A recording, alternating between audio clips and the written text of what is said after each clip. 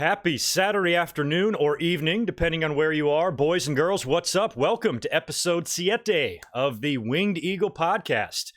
We're off and running, guys. We got a big week of wrestling ahead of us. This could be arguably the most exciting week in professional wrestling in, I don't know, a couple of decades at least. We got a lot going on, and we've got a lot on our plate. Luckily, I've got plenty of time to get this podcast done. I'm not heading off to work for a little while, so we've got some time to get into a lot of stuff. I can't even begin to tell you or begin to think of where to start. First of all, I just want to say hello to everybody. I know it's Saturday, not sure what kind of a live audience we'll have in here today. Been doing these on Fridays with the understanding that they're going to be moving to Saturdays once SmackDown moves to Fox, and SmackDown begins on Fox this coming Friday. So I figured I'd start off the Saturday podcast schedule this week just to kind of get the ball rolling on that format and everything. Let me make sure we can be seen and heard. Say hello to everybody. We looking good? All right, cool. What's up, everyone? Cool. We're good. We're off and running here. To give you an idea of what we're going to talk about today, a lot of the info is in the ticker below, but in addition to everything that I have written down in my notes, we're going to begin this commentary with probably like 5 or 10 minutes of some channel updates. I've got some scheduling stuff coming up. I've got a meetup in LA that I'm planning for you guys, for those of you who are going to be there for the October 4th SmackDown show. I've got some new videos, new reviews, and new channel segments I want to run by you guys, a couple of Patreon updates, some website stuff, and shit like that. So we're just going to talk about that for a few minutes here, and for the assholes of the world out there that don't like to listen to that stuff, after this stream is complete, I will go back in and find the timestamp for that, and I will pin it in a comment down below. So if you are... excuse me, if you're watching this after the fact and you're not watching this live, you'll be able to skip past all of this nonsense. But let me tell you about the news we're going to talk about today as well. Like I said, WWE Premier Week is this week. Raw, NXT, and SmackDown all have world title matches booked for these shows, and apparently all of them are undergoing a makeover. Well, with the exception of NXT. Raw and SmackDown are both getting new sets and new music, apparently. We already saw the new SmackDown logo and the new Raw logo kind of debuted last week.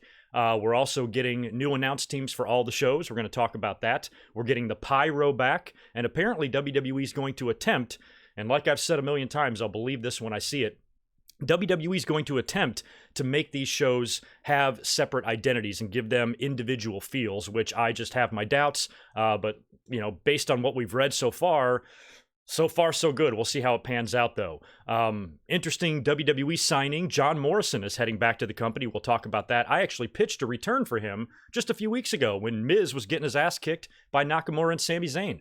I'm like, Morrison should come out and make the save and reform Miz and Morrison or some shit. And I was just a couple of weeks off on that. So Morrison is heading back to the company. That's kind of interesting. CM Punk did some screen testing and auditioning for Fox's WWE show. Apparently Renee Young was present for this thing as well. So that whole situation's super interesting. We'll talk about that. AEW. If fans in the UK want to watch that, if they want to watch their TNT show, that information is now out. There's good news and bad news as it relates to the UK TV deal. We'll get into all those details as well. We're also going to talk about Seth Rollins, who apparently deleted his Twitter account this week, or a couple of days ago, after a little exchange with Sasha Banks. We'll recap this past week's Monday Night Raw and SmackDown Live. We had The Fiend showing back up and attacking Braun Strowman and Seth Rollins. We got a Funhouse segment. We've got a new number one contender, or a new, I guess you could say number one contender, Fatal 5-Way to determine Seth's challenger on the season premiere of Raw this week. That was determined. Carmella won the 24/7 title. Kevin Owens and Shane McMahon have finally solidified their big match that you knew was on the horizon. That's taking place on October 4th. We'll run through all of the premiere, or all the previews anyway, for Raw, SmackDown, and NXT next week. All three of these shows seem loaded, and waiting in the wings that we haven't even mentioned is All Elite Wrestling that debuts this coming Wednesday on TNT. So holy shit, is there a lot to talk about. Like I said, I don't even know where to start. As it relates to the chat, by the way, I've got it pulled up over here. I'm going to be checking it out in my peripherals, and in between topics here and in between subjects, I will answer some super chats and things like that. So if you do send a donation, I might not see it right away, but rest assured I'll get to it before the video is over. And right away, I just want to say hello to How Wheezy, my favorite moderator in the house. Good to see you in here, man. Thanks for the $2. Gonna miss me saying, shut up, Michael Cole on Raw. Yeah, Michael Cole's heading over to SmackDown, which is not a surprise, considering with them being on Fox, WWE, at least for right now, might be considering them the A show, and Michael Cole is their go-to most experienced guy. Corey Graves is their best color guy. Probably makes a lot of sense that they want to put those two with that experience that they have on the SmackDown show and know that they can be counted on, and let some other guys cut their teeth on Raw. And I really like the commentary shakeup, even though I'm extremely concerned for Tom Phillips and Byron Saxton. What I saw of the changes, I'm relatively okay with. Maybe not the Lawler thing, but we'll talk about that. What else did I miss down here? Super chat wise, Stone Cold, thank you for $2, dude. Cheers to the first Saturday podcast. And that is an excellent segue, Stone Cold. I appreciate your donation there, because I'm going to be starting these podcasts on Saturdays from now on going forward, because that's just the best day. However, that leaves a really big gap, and that's what I wanted to kind of talk about first. I want to talk about some of these channel changes or channel updates that I'm going to be making to my schedule. Let me get over to my notes so I can read my own shit here. But the podcast, The Winged Eagle, is going to have to be done on Saturdays. That's the best time to do it. I would assume that right at this time, 3 p.m. Pacific time, 6 p.m. on the East Coast, that's going to be my go-to time. Depending on what I have going on in my personal life or at work, that time may vary or fluctuate a little bit, but for the most part, I'm going to try to stick to that. But unfortunately, as you'll hear later, right off the bat, I'm going to be missing next week because I'm going to be in LA for SmackDown. I'm going to be spending the night, and I don't think I'm going to get back here in time by 3 o'clock to put notes together and do a podcast. So next week, prior to Hell in the Cell, I'm actually not going to be here, but I'll be up for a big Hell in the Cell review after the pay-per-view, and we'll talk about that in a minute. But since my podcast schedule is moving to Saturdays, what that leaves is an enormous gap in between Monday and Friday, between Raw and SmackDown, and I don't want to leave you guys just hanging all week with no videos, so there's a couple things I'm doing. Number one, I'm going to come up every single week, midweek, with something. It might be a news brief, maybe just a quick live stream. I'll just discuss some wrestling news. Maybe something major happened on Monday Night Raw, and I'll come up and do a mic drop on it. Maybe there will be a This Day in History, or maybe there will be a pay-per-view review. I want to revamp and start getting back into the classic pay-per-view reviews. I just did one the other day on my experience attending Unforgiven 1999. That was a This Day in History episode that I released on Thursday, and the link is up in the top right-hand corner if you want to check that out. But I had a really good time kind of doing that, and now that I've shifted my podcast to a live format and it eliminates so much editing, the point of that was so I could dedicate time to doing more things like pay-per-view reviews. I kind of think the DVD reviews are played out a little bit, even though I did enjoy doing those, but I'm going to stick with classic pay-per-view reviews for now. And I'm going to enlist the help of a lot of you in deciding these. And the first pay-per-view that I need help with is for the month of October. I want to review a WCW show. And since it's October, the month of Halloween, what better pay-per-view to do than Halloween Havoc? So my plan is in the next couple of weeks to do a pay-per-view review on Halloween Havoc, but I want you guys to decide which Halloween Havoc I do.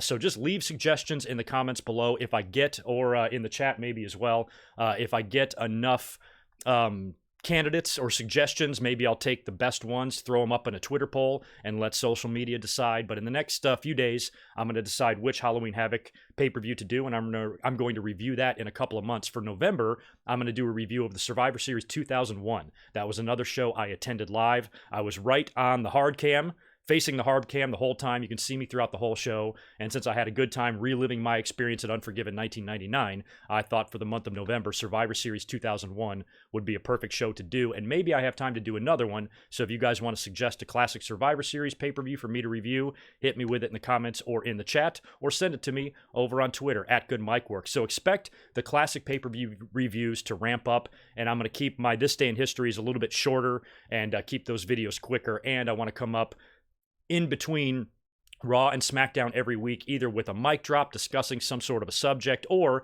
just come up and talk about random wrestling news. I'll just pull up one of the sites and we'll do a live stream midweek, talk about what's going on ahead of the podcast. And then if I could just ramp up my classic pay-per-view reviews, there will be some good content on this channel, and I'm excited for the fall. So that kills the video portion update of this podcast, so I'll stop boring you with that. But another thing I did want to make you aware of is the Patreon. A lot of you guys have been asking me about the Patreon. It is undergoing an update right now. Started changing some things, revamped a few of the goals on there and things like that, because I've really ignored the Patreon page, and I want to shout out everybody that's been a supporter of this channel on Patreon for so long, even though I don't do a whole lot with the channel, but that is changing. Every single patron, no matter how much you donate, $1, $10, whatever, you're going to have full access to every patrons only post that I make. Whenever I'm able to get ahead on videos and do some ahead of time and get them in the can, I will release those ahead of time so you guys can see them before everybody else.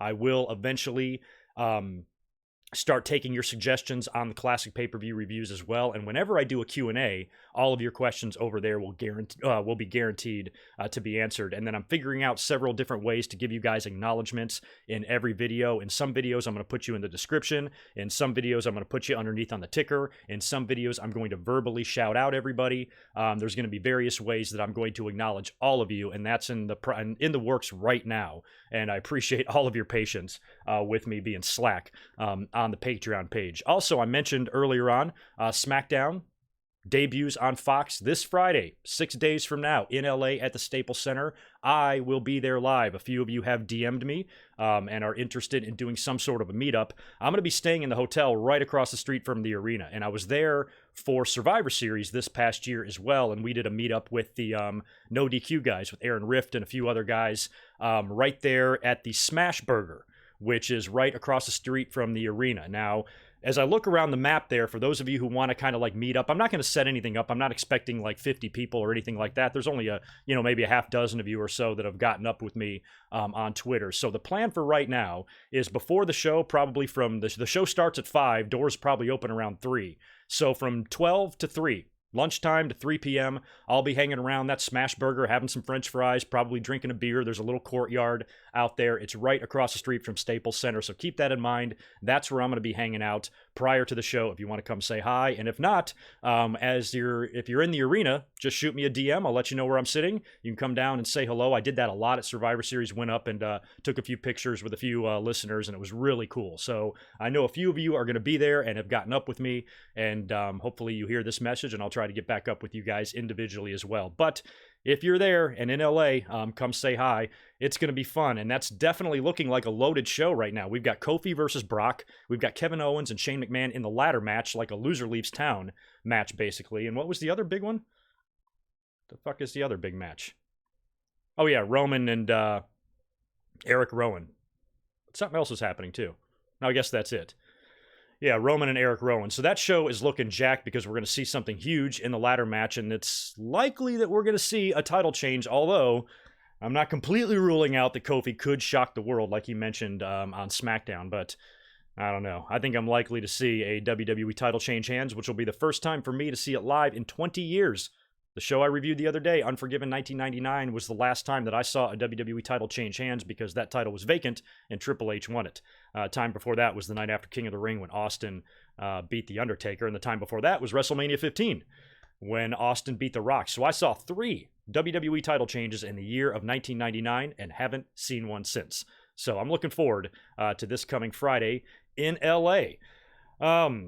Oh, yeah, I did mention my Hell in the Cell review plans. That's another thing I want to mention, and I apologize. How far are we in here? I do want to apologize. I'm going to put that timestamp in here for those of you who say, what does this guy always talk about his channel for so long? But anyway, one last thing to mention.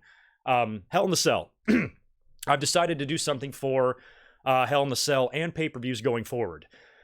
I got to be honest, with the Raw reactions that I do every Monday, and now with the Winged Eagle moving to a live format, I'm a little bit live stream burnt out. So what I've decided is that I'm not going to review, or I keep saying review, I'm not going to react. I'm not going to live react to pay-per-views. Maybe some of them, like the Royal Rumble, and maybe other big pay-per-views that are really fun to do a watch party for. I'm going to continue to do those, and I'm basically going to pick and choose. So the pay-per-views that I do not live react to, I'm going to live tweet. I'm going to watch the show here in the privacy of my own home.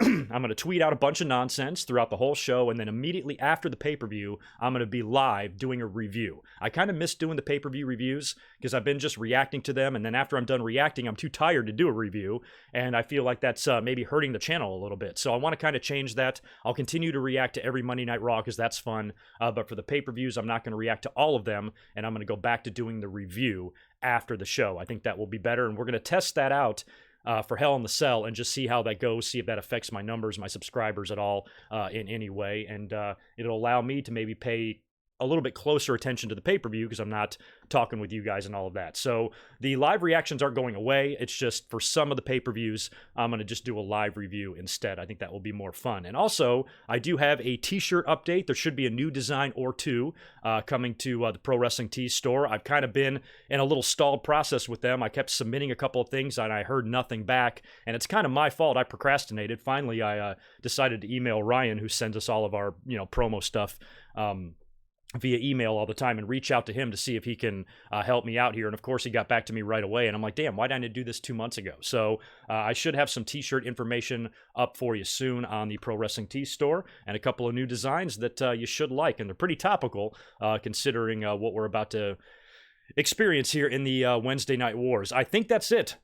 Aren't you happy? I'm done with the channel updates. I'm done with what the hell's going on with me and the channel and all that bullshit. Now we can start talking about wrestling. Now, in my previous podcasts, I've been doing the wrestling news segment first. I think that's a good thing to open with because there's so much going on. And then we're going to backtrack. And we kind of have a combination of reviewing this past week's Raw and SmackDown and previewing next week's Raw and SmackDown because we've got a ton of shit announced for Raw, SmackDown, and NXT, and All Elite Wrestling's Dynamite on Wednesday night. Got a lot of matches already announced, and I don't know how the hell I'm going to keep track of everything next week. It's going to be a terrible week for me to miss a podcast because next Saturday night I will not be up here to do a podcast because I will just be getting back from LA. So the next time you're really going to hear from me after all these shows is going to be Hell in the Cell, the night of Hell in the Cell after the pay-per-view. And I'm going to have a lot to get into because a lot's going to go down. If I can get up here in between with a mic drop or something like that, I probably actually will be able to, maybe on Wednesday or something, so keep that in mind. But yeah, I'm already nervous for how much stuff's going on and how much stuff I'm going to have to keep track of starting this week. But the big news is coming out of these premieres is that Raw and SmackDown are getting makeovers. SmackDown, you could kind of see that this past Tuesday. There was some sort of a different feel in their production. They've already debuted the new logo, so you know that's what it's going to look like on Fox, and what did I notice on SmackDown? Was it different camera angles? Are they using different frame rates or something like that with their cameras? I'm not sure what's going on there production-wise, but it definitely had a little bit different of a feel to it. And you kind of get an idea what the show is going to look like on Fox this Friday. But apparently, it doesn't end there. They're getting all new sets as well, which we as fans have been screaming for years to give us different sets. Everything is so generic, especially the pay-per-views. I'd be almost willing to sacrifice a new Raw and SmackDown set if we just got individual pay-per-view sets, and WWE took the time to do that. I know it's more cost-effective to do things the way they're doing. They basically have these Legoland sets. They literally snap together. I watched a video of them setting up Raw or SmackDown, and it's like they basically have Gorilla already set up on wheels, and it just comes together like a modular home. Just the way it's just evolved compared to the way they used to do it when they first set up the Titantron and they first started having that ramp and everything.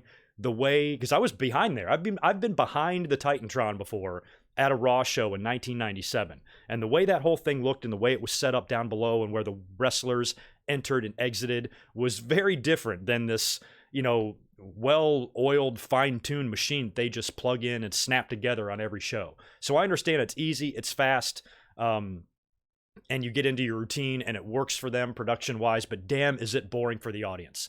So Raw and SmackDown apparently are getting a new look. Hopefully pay-per-views will as well. And the rumor was that Pyro will be making a return, and Kevin Dunn confirmed this in an interview with the New York Post, saying that they are bringing back Pyro along with new logos, new music, and new sets. So Raw and SmackDown, I guess, will both be debuting new themes. Raw might have last week. The problem is I was doing my live stream talking with you guys, so I don't know if I noticed it. I noticed the logo. I did like the logo.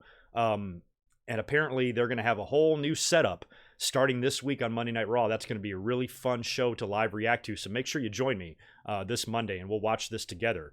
We're also getting new announce teams for all of the shows, and I think this is great as well. Now, it's not perfect. I think a facelift needed to happen on all these shows, especially Monday Night Raw. I'm so sick of Michael Cole, and we had a feeling with SmackDown going to Fox that Michael Cole would be going there as well, so that's not a huge surprise. But get this. SmackDown, like I said, is basically getting the Raw announce team. They're going to get Michael Cole, Corey Graves, and Renee Young. who's being listed as a special contributor because she's going to be hosting a show on FS1. I think it's called WWE Backstage. And I'm going to talk about CM Punk in a minute. He might even be involved in that as well. She used to host the Talking Smack show on the WWE Network, which was such a perfect fit for her. She used to host a lot of the pre-show panels as well. And I think that's like where Renee's strength is the most. I'm not sure if it's on commentary. And she had a little bit of a rough start. I was okay with Renee on commentary. I didn't dislike her. I didn't want her to go away or anything like that.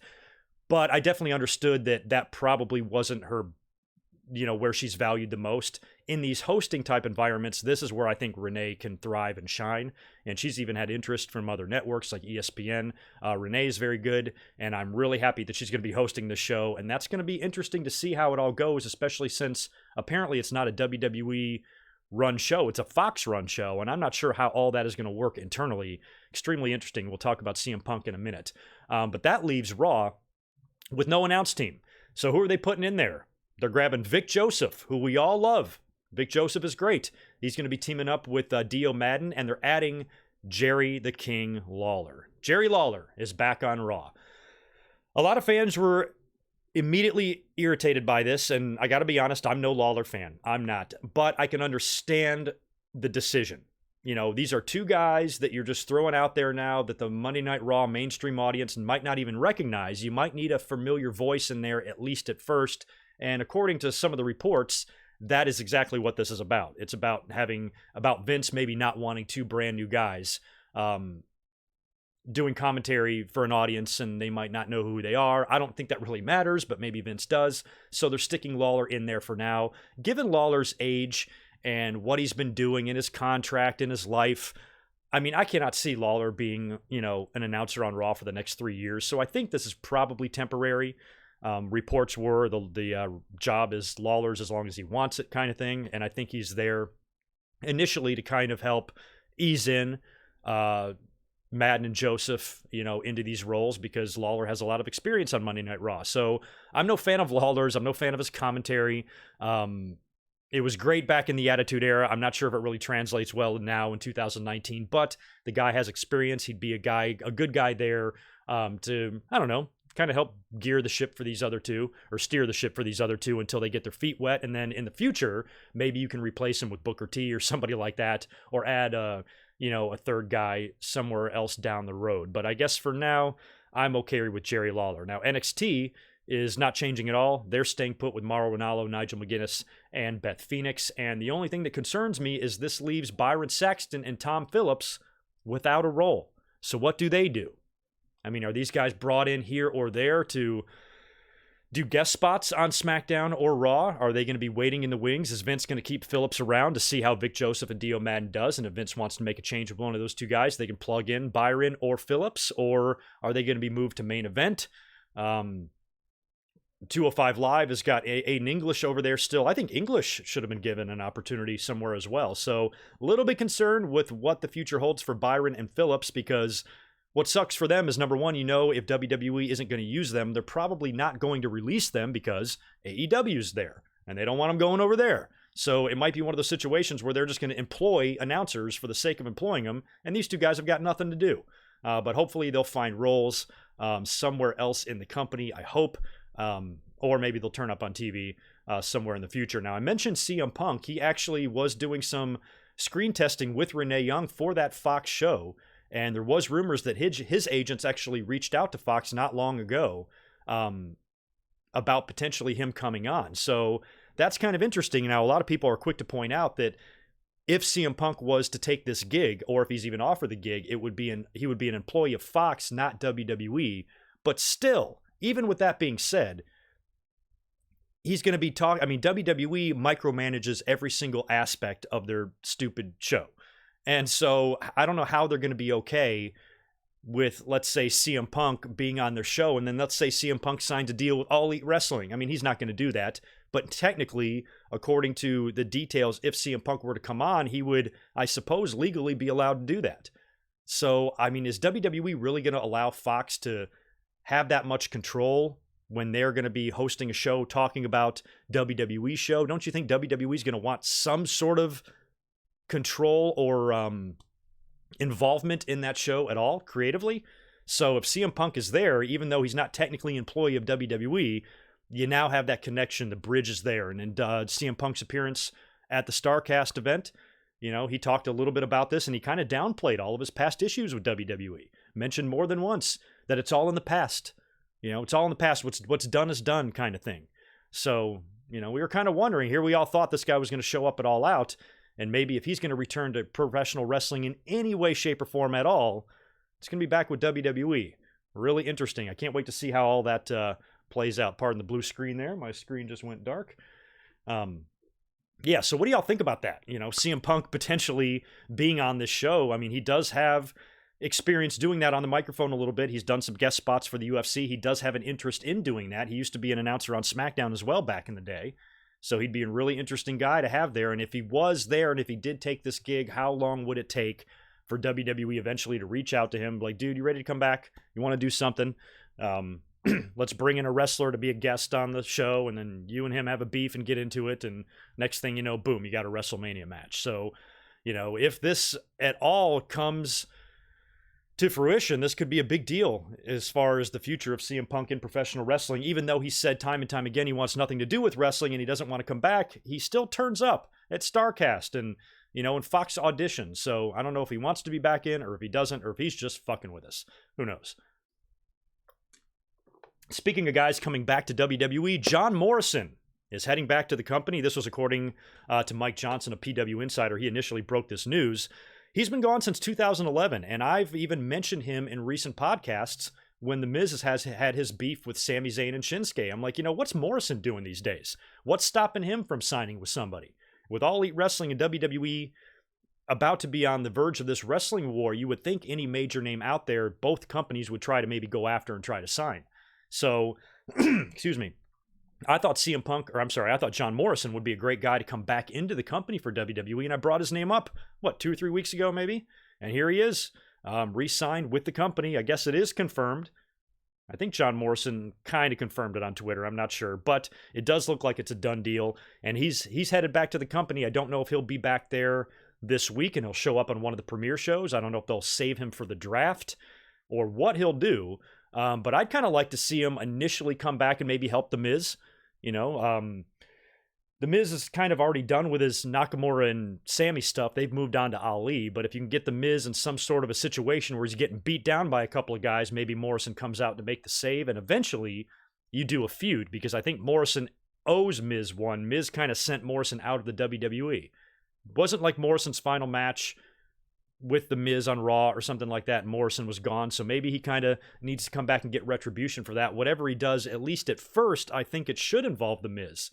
You know, unless you want to keep them on separate brands and build something for the future, you know, in a WrestleMania match or something like that, if you wanted to go that far with it. How would you guys use Morrison? What would you do? Where would you place him? Who would be the first person you would feud him with? He's still very good. I've always liked Morrison. Great look. Great in the ring. Not much of a promo. Never really has gotten better at that. But I still think he's a good guy to have on the roster. And I just hope that he's not lost in the shuffle, because with all the good talent there now, you know, a guy like Morrison, I worry, you know, that it's just going to be, you know, mid-card, 3-minute Raw matches type of thing. And I hope that he does a little bit more than that and they put him somewhere interesting. Hell, he could even work an NXT match or two. Why not, you know? But anyway, good to see him back. I actually missed him. It's been, 8 years? 8 years since he's been in the company. I was like just starting doing YouTube when John Morrison left. That is insane. But anyway, I'm going to go back down here, make sure I didn't miss anything else. We're all still here, right? Hey, will y'all do me a favor, since this is a podcast and not a live stream and I will not be deleting it? Do me a big favor. Smash that thumbs up button for me. Try to get me up to 100 likes here before I sign off. Which is not going to be anytime soon because I still have a lot to talk about. Click that notifications bell because I got videos coming up all the time. I want to make sure you guys are notified. Later on tonight, this audio will be available for download on my website, GoodMicWorkCommentaries.com. As always, you can find me on iTunes, Stitcher Radio, and Spotify. I'm going to have to head off to work first, but when I get back, I'll make that audio available over there. So there'll just be like a several hour delay there. And make sure you subscribe to me follow me on the Twitter, because like I said, I'm going to be at SmackDown this coming Friday and I'll have tons of shit to say and a lot of pictures to post. So if you want to follow along, with Brock's quest to win the WWE title. Make sure you give me a follow at GoodMicWork over there on Twitter.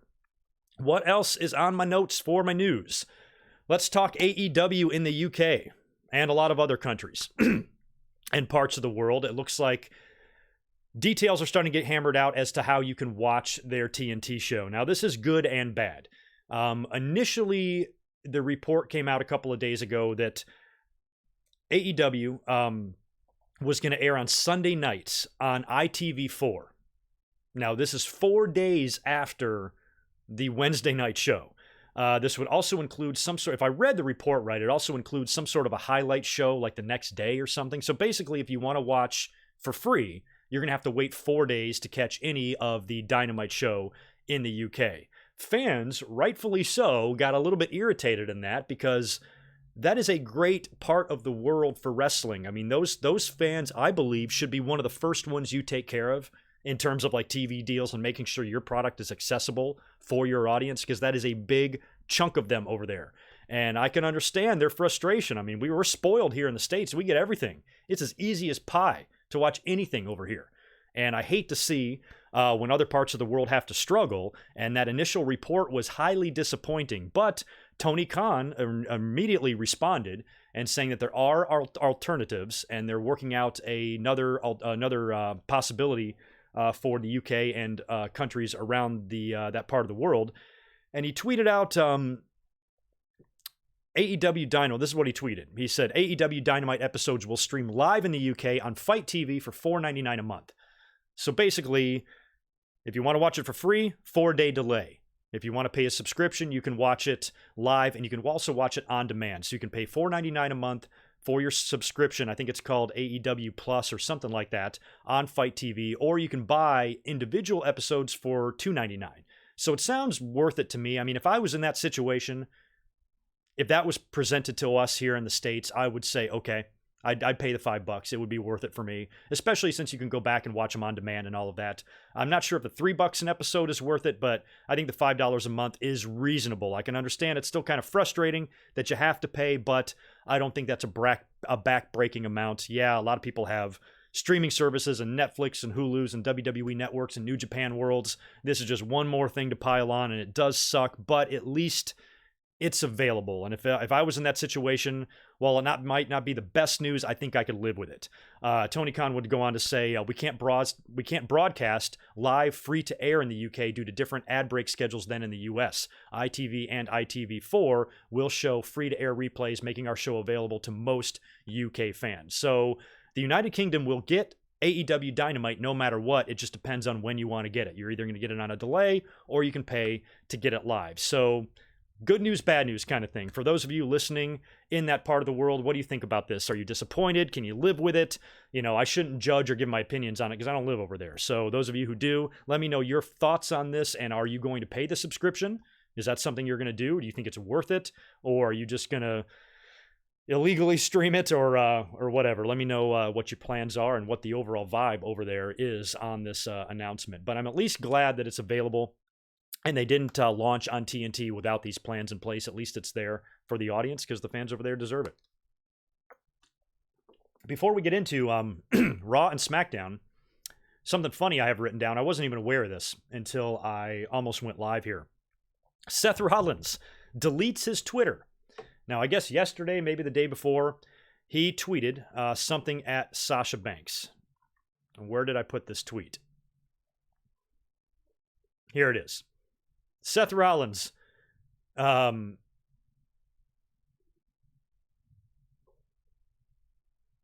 Okay, so Sasha tweets out something about her match with Becky Lynch, saying, this is a match I've been looking forward to as much as every other match you've ever had, or something like that, or I've ever had. Rollins tweets, luckily for me, you'll under-deliver like you always do and continue to wonder why you're not in more main events. And then Sasha barked back, and then when Rollins decided to say something negative towards Sasha, I dealt with the same problem myself just a couple of weeks ago. Oh my God, did the Sasha fans come after him? So much so that he deleted his Twitter. Apparently he was getting death threats and shit. Now what's interesting about that and what's, comically hilarious or ironic to me is that I went through the same thing, but almost like in a half-ass backwards type of way just a couple of weeks ago with Sasha Banks fans. When the video of that fan who tried to reach out and grab her ass was posted, I actually posted a tweet making fun of him, basically defending Sasha. You know, basically like, how dare this asshole, and kind of insulted him a little bit. And for some reason, I guess because of how I worded it, I actually was getting attacked by Sasha fans. I made a joke that the fan that touched her ass was my sister. And then they were like, oh man, what an asshole. That girl's getting her brother to apologize for. Like, they actually believed me. And then next thing you know, so then I make fun of somebody for believing the tweet. And then that just sparked this slew of like Sasha Banks fans. And every single one of these profiles I clicked on were identical. Identical. Sasha profile pic, Sasha banner, Sasha. That's easy to say. It's like Marsha. Sasha mentioned all throughout their description. Every tweet is about her. And they're like coming after me. And I'm like, yo, chill. I actually like Sasha. What are you mad at me for? So the fact that they attack people that defend Sasha Banks, I can only imagine what they do to people that insult her. And apparently Seth Rollins was the victim of a Twitter, just a unleashing of anger from all these Sasha Banks fans. Pretty funny. I don't know if some people want to consider Rollins thin-skinned. Maybe he is. Somebody brought up that Roman Reigns and John Cena, think of all the shit they get from the audience. They never deleted their Twitter accounts, but at the same time, I'm not going to criticize anyone for deleting social media. I don't use it in my personal life. I can't stand it. I have it for the channel because it's fun. But Jesus, I could never just be on there so much and argue with people. It's such a pain in the ass. And if you're a big public figure with millions of followers, I can only imagine, some of the comments you probably get on a daily basis from anybody, and maybe it just rubs or wears down on you. Maybe Seth is just over it. Maybe he'll just temporarily delete it and then he'll be back. That's probably what the issue is here. But I found the whole thing interesting because if you're going to, it just must suck for any wrestler that's got a feud with Sasha Banks, because if you do want to take your angle to Twitter, oh man, you're in for a treat. Sasha Banks fans, you guys are a whole different level of crazy. I mean, I've seen crazy fanboys and girls before. Hell, I was one back in the day with Bret Hart. But that doesn't even scratch the surface to the pure insanity that exists out there with Sasha Banks fans. I don't get it. What are they called? Stans? What is that? What it's called? Stans? I don't know what the fuck it means. But apparently those are the ones that are crazy, and it's, I don't know, pretty funny. I wouldn't worry. I'd be willing to bet that any one of these people isn't capable of killing anyone. Seth Rollins can probably easily overpower them, but it's just, I don't know. Sasha Banks fans. What else do I have written down in my news now that we're done with that stupid-ass story? I just had to mention it because it kind of cracked me up. So many people are criticizing Seth Rollins, too. I'm like, dude, give the dude a break. I know what it's like to be attacked by Sasha Banks fans. Day cray.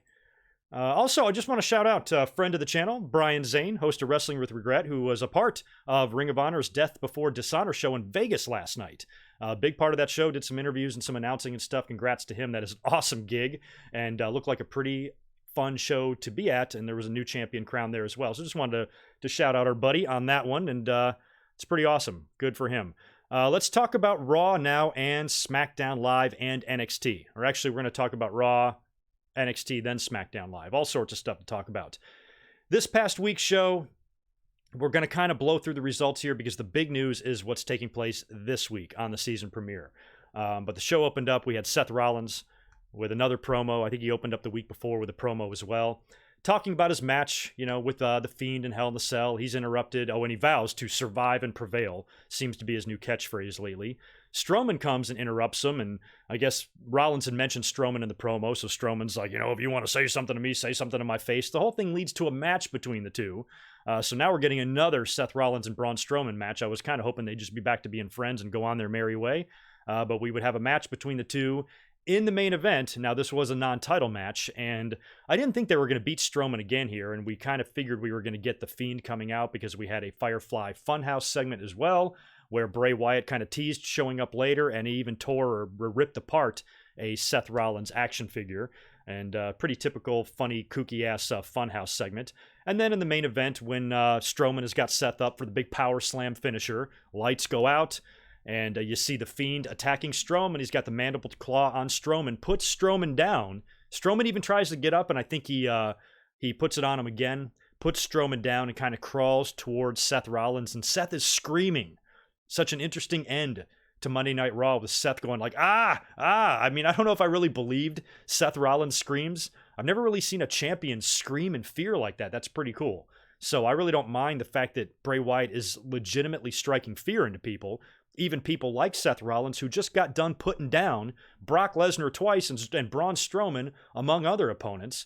It seems like he'd face this challenge head on, but he's facing a completely different type of enigma here in The Fiend. And it was a pretty good closing to Monday Night Raw, even though it was extremely similar to the previous week when he attacked Kane and did the same thing with Seth Rollins. Apparently, after the show went off the air, Seth actually turned the tables on The Fiend. There are photos of him giving The Fiend the curb stomp, which is interesting. We haven't seen The Fiend take any offense yet at all. And I'm really interested to see how the Hell in the Cell match goes, because we've been talking a lot about this, and I've been adamant that if you're going to put The Fiend in a title match, you have to have him win. If you're not going to have him win, then don't fucking put him in a title match. I just don't see the point in that. If you're not going to have him win the title, I would just let him continue to beat people for a while.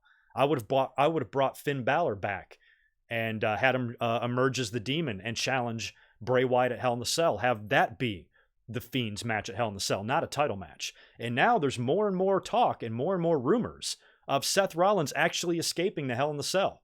Seth has been booked to look really strong. He's had 2 big victories over Brock Lesnar, put down Braun Strowman clean. This coming Monday night on Raw, I expect him to have a beautiful babyface, legendary, classic match with Rey Mysterio where he will stomp 619 to the floor and pin him in a great match, adding just another great, legendary Hall of Fame opponent for him to defeat on his title run here. And if he was facing anybody else other than The Fiend, I would predict Seth Rollins' title run to continue, maybe even into next year's WrestleMania. But since he's facing The Fiend, I think you got to put the belt on him. But some fans are starting to pitch ideas of him losing. One way of him losing is the Demon. Finn Balor shows up and costs Bray Wyatt the match. Okay, cool. We get Bray Wyatt and Demon Finn Balor now in a match. That's a match we have to see. But I'd rather save that. I'd rather save that for a title defense. I'd rather have Bray Wyatt win the title and defend against the Demon, I don't know, some pay-per-view. Maybe December or something like that. Not really sure where they could do that match, or maybe on TV. You know, we could just do that on Monday Night Raw. That might be fun as well. I'd rather see that. The other talk is having The Undertaker show up and cost Bray Wyatt the match. I don't want to see that either. You know, I know a lot of people think that Undertaker and The Fiend need to face each other. Okay, fine, they should, but why didn't The Fiend just attack The Undertaker in Madison Square Garden then? If he would have done that, then I would have said, oh yeah, The Undertaker could show up and get revenge in Hell in the Cell. But if The Undertaker shows up and costs Bray Wyatt the match against Seth Rollins, why would he do that? The only thing I can think of is that it's revenge for Bray Wyatt's attack of Kane. But I think Kane was only put in that situation because they were in Tennessee. You know, if they were in any other city, I don't think The Fiend would have attacked Kane. So I don't know if The Undertaker really makes sense to show up in the Hell in the Cell, and I don't want him to. You know, I'm fine with Bray Wyatt getting his hands on Undertaker, maybe even beating him in a match, but not right here. Let that be a title defense. See what I'm saying? Let Bray Wyatt win the title, and then The Fiend successfully defends his title against guys like the Demon and The Undertaker along the way. That would be much better than just Undertaker showing up and costing him the match. And we still don't know what the hell the meaning of that 11-19 was on that Funhouse a couple of weeks ago. So if it was up to me, I'm having Bray Wyatt win in Hell in the Cell. I'm just having him win. I don't see what else you can do. I think that would give, because you got to think about, it's premiere week. You got a lot of new shit starting. AEW and NXT are going head-to-head on Wednesday nights. SmackDown is basically moving to the A show now over on Fox. And with NXT, you know, is going to be off the hook every week. It feels like Raw might have automatically, just by default, become the C show overnight. And you want to give the show a different feel, a different identity.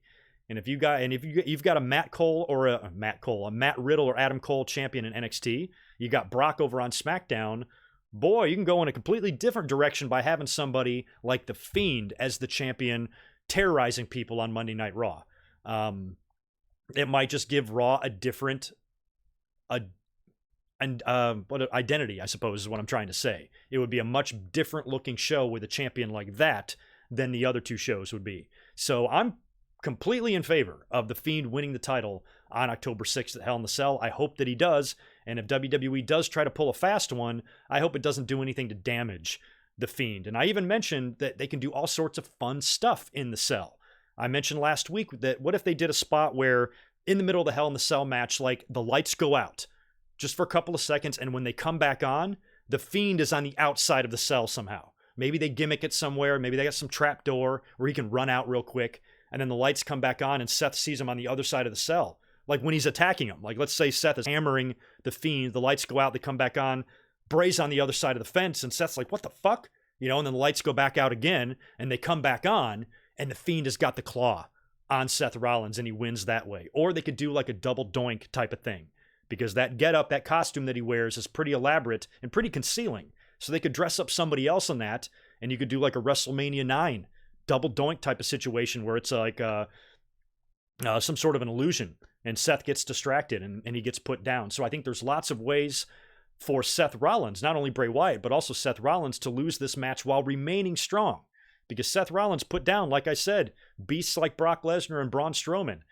This is a completely different type of match with a completely different set of circumstances, and technically you could lose this match, but in the end have a built-in excuse. Look, I was in a goddamn horror movie, you know, that's my excuse.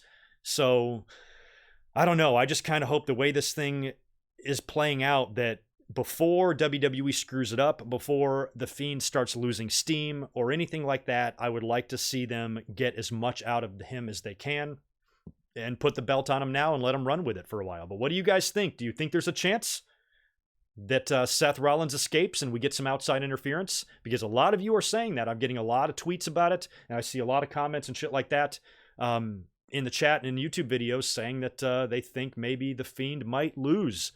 So yeah, that sucks. It's kind of weird. I'm going to try to get some predictions up this week, but like I said, any other match that Seth Rollins was in, I'd predict him to retain here. But since it's Bray Wyatt, I just don't know. I really hope he loses. I think he has to. Otherwise, it's going to be kind of, I don't want to say a waste. I don't want to be crazy enough to say that if Bray Wyatt or if The Fiend loses in Hell in the Cell, that he's buried or ruined. I'm not that person. Those fans are annoying. I'm not going to be like that, but boy, WWE better bounce back quick with him if they do, in fact, have him lose. Chris Ludecki, thanks for the super chat. I appreciate the $5, dude. Could you see Braun interfering at Hell in the Cell, like Kane ripping the door off and realigning with Bray's tweets about Braun? I haven't seen Bray's tweets about Braun. That's a possibility. Rip the door off Hell in the Cell. By the way, shout out to WWE Network and Kane and Glenn Jacobs. Check out the WWE, I think it's Chronicle, show that I think is about a week old on the network. Chronicles the first ever Hell in the Cell and the debut of Kane, and a lot of good kind of heartfelt thoughts and comments from Glenn Jacobs on that documentary. It's a really good 35-minute piece, so check it out if you have not yet already. But if they did that as a little throwback to the first ever Hell in the Cell, I'd be into that, Chris. Faux show.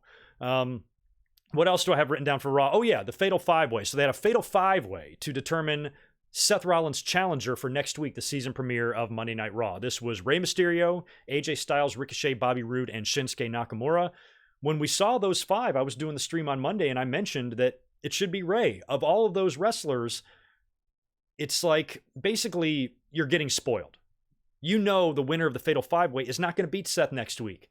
They're not going to do a title change next week. None of those guys would make any sense to just randomly yank the belt off of Seth Rollins, even with the Fiend interference. I still don't think they would take the belt off of Seth Rollins, because why the hell would they do that? You know, why would Bray Wyatt interfere to have Seth Rollins lose the title when he's got a title shot in 6 days? So I just think that no matter who won this Fatal 5-Way, Seth Rollins is going to beat that person on Raw. Rey Mysterio picked up the win here, and I thought that was perfect. That's the exact guy I would have chosen. Rey is in the twilight of his career. He can have a great, respected babyface match with Seth Rollins next week. It can kind of be like maybe like a version of a Bret Hart 1-2-3 Kid match, you know, although Rey is a lot older.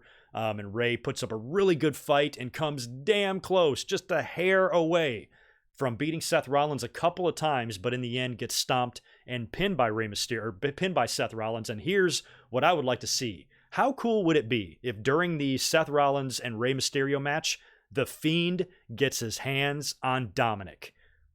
Tell me you wouldn't jizz yourself if that happened. I would.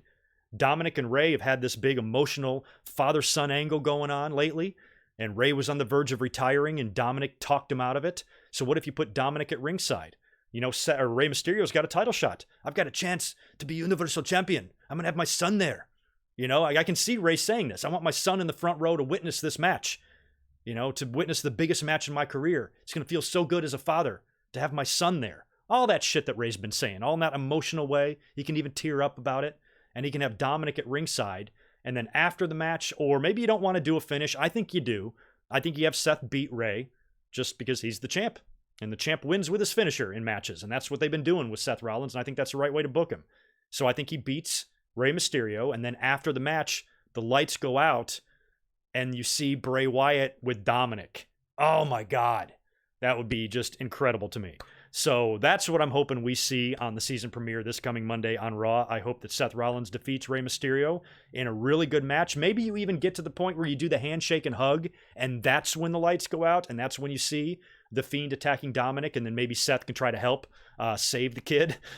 So I just really want to see that. I don't know why I want to see a young man get attacked by a horror movie villain, but I do, and I'm looking forward to that this coming Monday. We also had Sasha Banks getting a little tune-up victory over Nikki Cross, tapped her out with the Banks statement. Fun little match there. Nikki put up a really good fight, and I mentioned on Raw that given different circumstances, like let's say, for instance, Sasha Banks wins the title, and then Nikki Cross goes off on her own and becomes a singles competitor and breaks away from Alexa once they lose the titles, that match right there could be a good program. You give those two gals a storyline and a direction, I'll be into a Sasha and Nikki feud. Oh, hell yeah. Good little match between the two of them, too.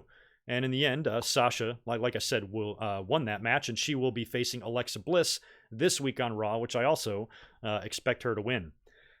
Shout out to Carmella, who on Raw won the 24/7 title. We've been talking about this. We knew that Carmella at some point was going to win the 24/7 title. R-Truth, I guess, gets chased into the ring by all the jobbers or something. Carmella gets on the mic and basically acts like she's over it. I'm tired of being chased around. I'm tired of living a stressful life and having to look over my shoulder every 5 seconds.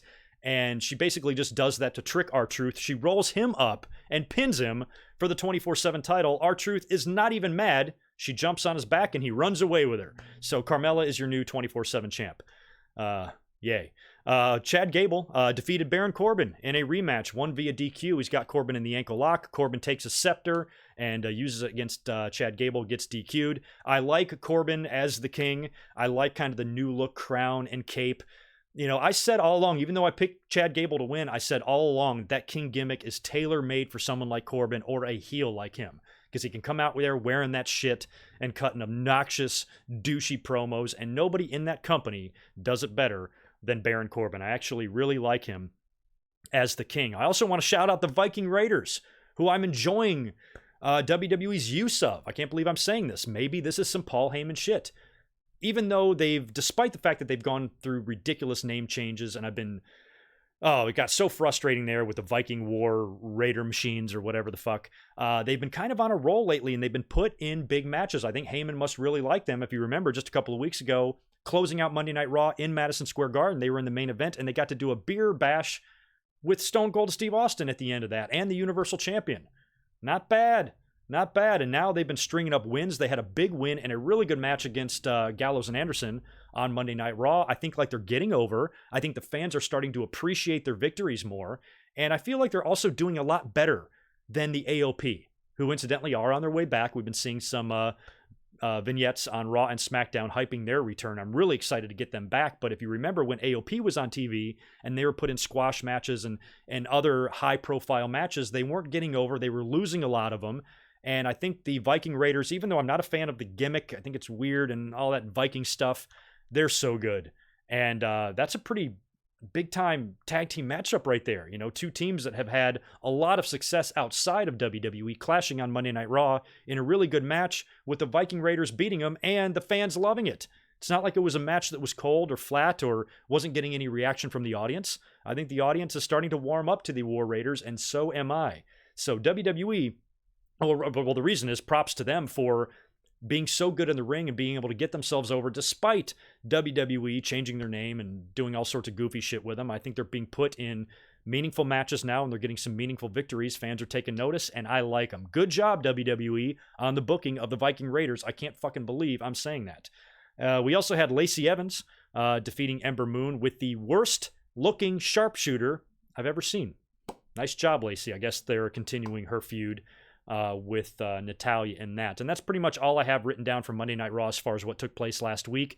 This week on Monday Night Raw looks huge. Get a load of this lineup. Let me take a sip of this delicious Ralph's purified drinking water. So for the season premiere this coming Monday, which I will be live reacting to, we've got the Universal title on the line, Seth Rollins defending against Rey Mysterio. Gotta expect Seth to win there, and I'm really hoping for a Fiend and Dominic interaction. Fingers crossed. Cedric Alexander versus AJ Styles for the US title next week on Raw as well. Look for a title change in 2 days. Cedric dropped 2 matches back-to-back to AJ Styles. He lost at Clash of Champions, and then he lost the next night on Raw, I think in the 6-man. There was some sort of a report that Vince McMahon went out of his way to tell everybody that he wants to bury Cedric Alexander, which from the moment Meltzer, whoever the fuck it was, said that, I called bullshit it took me less than a second to say bullshit. I'm like, why? That's why fucking Meltzer annoys me sometimes. He's got credibility. I usually defend Meltzer, but it's shit like that. It's him making stuff up, editorializing, or trying to come up with a reason. Oh, Vince just must not want to push him. That'll upset the fans. That'll get the fans mad at Vince McMahon, and it sure did. Everybody's bitching about it on Twitter. Vince McMahon wants to hold down and de-push and bury Cedric Alexander. And I'm like, why would Vince do that? With everything Vince has got going on. He's got 3 wrestling brands with about 150 total wrestlers on its rosters. He's the head of this damn company. He wears 9,000 different hats. He's about to start a football league. Why would he all of a sudden, of all the people he's got on his roster, single out Cedric Alexander and say, I want to bury him? That makes no fucking sense. And when we saw last week on Raw, Cedric Alexander came out and kind of attacked AJ Styles. I was like, thank God. That means that it's not over. That means that Cedric's going to get another chance. And I said right from the start, right when Cedric and AJ started that feud, that Cedric in the end should wind up taking that title from him. AJ is in that perfect point in his career where he should help elevate somebody else. And you give him a good little program with someone like Cedric, and Cedric beats a future Hall of Famer like that. You know, Cedric winning the US title from AJ Styles, to me, is a lot more meaningful than AJ winning the US title from, you know, like a Kalisto or somebody like that. I think Cedric winning the US title eventually from AJ, which I hope he will do this week on Raw, will, you know, kind of birth a new guy to take seriously on your rosters. You're about to have a draft. So I never subscribed to that Vince wants to bury Cedric rumor. I thought it was bullshit right from the start. Now, if AJ beats Cedric clean again on Monday Night Raw, I don't know what that means for him. He definitely was cooled off, or maybe the brakes were pumped a little bit on his push, but I certainly wouldn't use the word buried to describe what's going on with Cedric Alexander. And since Seth, I think, is pretty obvious he's going to retain, I'd do a title change on Raw for sure. It's your season premiere, and that would be a good match to put Cedric on the map as a U.S. champion. I'm happy for him, man. He's a North Carolina guy. My friend Daniel, shout out to him. I think he's worked with him a time or two on the independent scene because he is a referee, and he always had really good things to say about Cedric Alexander. So I'm happy for the kid. I'm happy for his push, and I hope he beats AJ Styles on Monday. We're also getting Alexa Bliss versus Sasha Banks, which I mentioned earlier, and we get Ric Flair and Hulk Hogan both as guests on Miz TV. So if we do not see The Fiend attack Dominic, then we're going to see The Fiend attack one or both of these yahoos. So this is going to be, Miz, good luck, brother, because this is going to be a clusterfuck of crazy between Ric Flair wooing his ass off and Hogan being there, stuttering his lines and botching his promo worse than I botch a lot of my podcasts with my stuttering. He's going to make me look like a damn genius. We're also getting Brock Lesnar on the show as well. I'm assuming that's just going to be a promo hyping his match with Kofi on Friday. So Raw is looking stacked. I'm interested in it. And when it comes to the Brock Lesnar thing too, you got to wonder how all that's going to work with the draft. If Brock does go into SmackDown on Friday and beats Kofi Kingston, fine. He's now WWE champion. What does that mean? Can he, if he's going to be with Paul Heyman, Are you going to have your champion on SmackDown, but the lead writer of Raw is your advocate, on-air advocate? So it's like, I don't know if that's even okay, or there is the possibility in the drafts that you start switching up the titles. Now, a lot of fans immediately thought when they saw the Brock Lesnar news, he's moving over to SmackDown to face Kofi Kingston. Fox must have demanded Brock Lesnar. And I'm like, well, that's fine. Maybe they demanded Brock Lesnar for that show, but does Fox want the WWE champion, that show's champion, to never be there? So maybe Brock is just there initially to help spark that rating and give them a good start and a good boost, and then they swap the titles. What if Brock goes back to Raw with the WWE title and the Universal title comes over to SmackDown? That could happen. I'm really curious because everybody has to be drafted, and apparently the champions are going to be drafted first, and WWE has really fucked themselves over.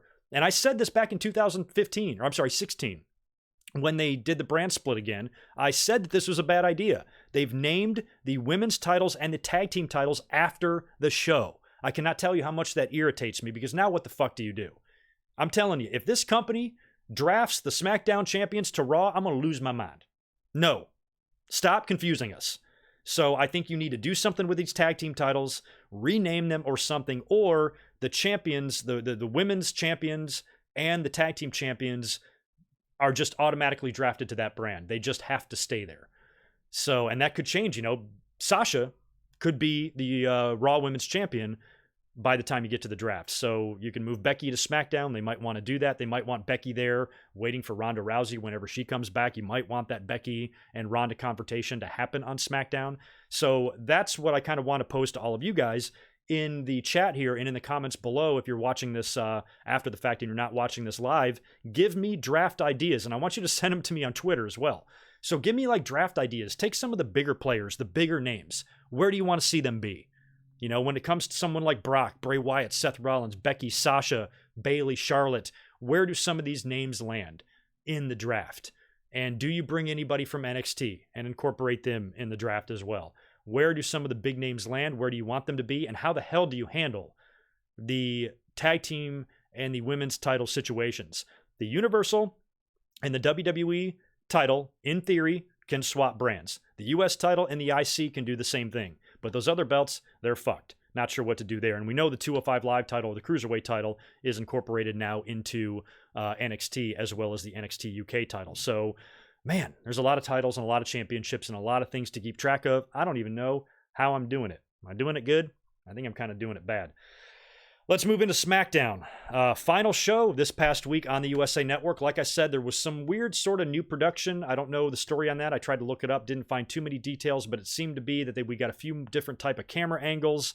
Seems like they're playing with some things, or there might even be some new cameras being used with different frame rates and resolutions and shit like that. So we might see a little bit of a different feel when they move over to Fox, and I'm really excited to see what the set looks like. I'm going to be the first one to see it, y'all. I'll tweet you a picture on Friday when I get into the arena and take a picture of the SmackDown set. I'll send it to y'all as soon as I can. But I'm interested to see what the final project looks like on Friday when they move to Fox. But this past week was the final show on USA, giving us about a week and a half break until the next SmackDown. So SmackDown will not air this Tuesday, of course. It's not going to be on until Friday. So they set up a lot of shit for the Friday show. One of them was, I guess the show opened up. I guess I'll go in order here. Let me go in order since that makes the most sense. So many news, so many matches to discuss. It's like we got Hell in the Cell, we've got the October 4th, and we got the whole week of premieres. So it's like we got 4 pay-per-views, it feels like, to talk about. Yay. I'm glad that we're getting that long break after Hell in the Cell all the way to Survivor Series, although we do have Saudi Arabia on Halloween, which kind of sucks. But at least for the main pay-per-views here, for the rest of the world, we've got a long break in between Hell in the Cell, the draft, and Survivor Series for WWE to kind of get their ducks in a row and get their shit together and hopefully put some good matches together for Survivor Series. All right, so SmackDown Live, like I said, final show on the USA Network. Show opens up with an Eric Rowan promo. This leads to a brawl with Daniel Bryan and Luke Harper. They're beating the shit out of Daniel Bryan. Roman Reigns comes out to make the save. And I guess Roman and Daniel Bryan run them off. Daniel Bryan gets on the mic and proposes a tag team match, which we kind of had a feeling they would do at Hell in the Cell. Daniel Bryan, Roman Reigns taking on Harper and Rowan. Now, Roman also has to face Eric Rowan in a Clash of Champions rematch next week on SmackDown, or on the Friday SmackDown. So Hell in the Cell will be a tag match, and we've said all along that it seems like Daniel Bryan, I still think it's extremely likely that he's the one behind this, right? Because what are they doing here? Are they turning Daniel Bryan back babyface? I like him as a heel. I think he should stay as a heel. I think he's entertaining as a heel, and I want to see him be a sadistic heel. So what do you guys think? What happens at Hell in the Cell? Do we just have a straight-up match and the storyline and the questions continue, or do we get a big swerve? Do we get Daniel Bryan turning heel, forming the faction with Rowan and Harper, revealing that he was behind the attacks the whole time? Another guy we haven't seen on TV in a couple of weeks is Samoa Joe. You know, maybe Daniel Bryan turns heel and the three of them beat the shit out of Roman Reigns. And then maybe Samoa Joe comes out and makes the save, something like that. If it was up to me, I would still like to see Daniel Bryan remain a heel. I like him as a heel. He's fun.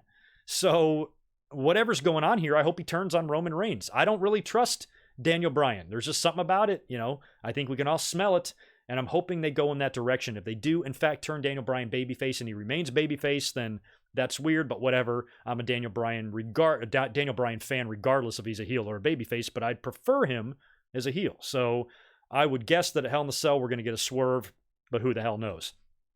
We had Sasha and Bayley defeating Carmella, recently turned babyface and current 24/7 champion Carmella, and Charlotte in a tag team match. I think Sasha tapped out Carmella with the bank statement.